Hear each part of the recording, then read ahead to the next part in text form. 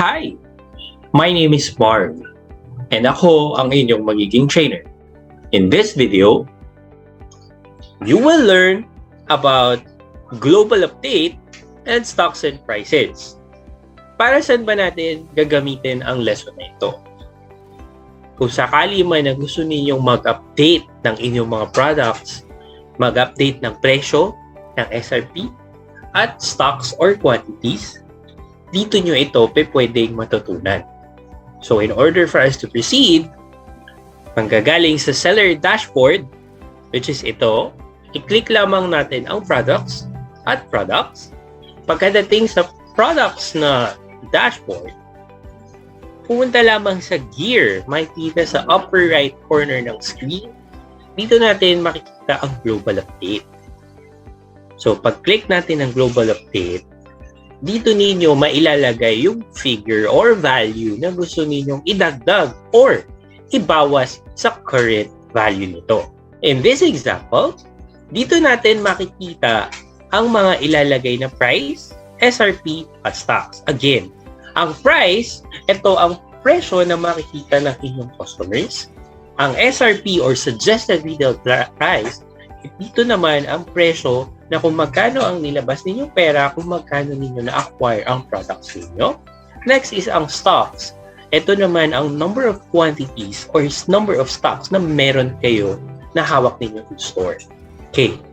Now, in this example, we will add two products.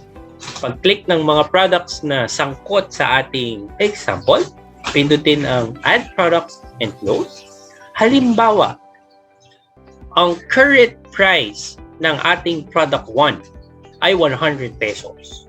At maglalagay tayo ng 50 pesos. Ano sa tingin ninyo ang magiging product niya na? Magiging 150 pesos. Ngayon, paano naman ang current stocks ng product 2 ay 10 pieces at maglalagay tayo ng negative 5?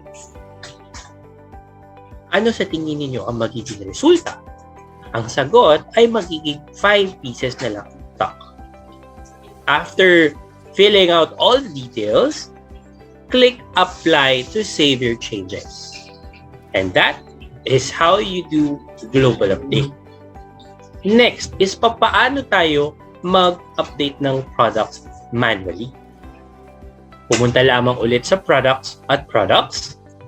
Dito nyo naman makikita ang presyo, SRP, at quantity na meron kayo.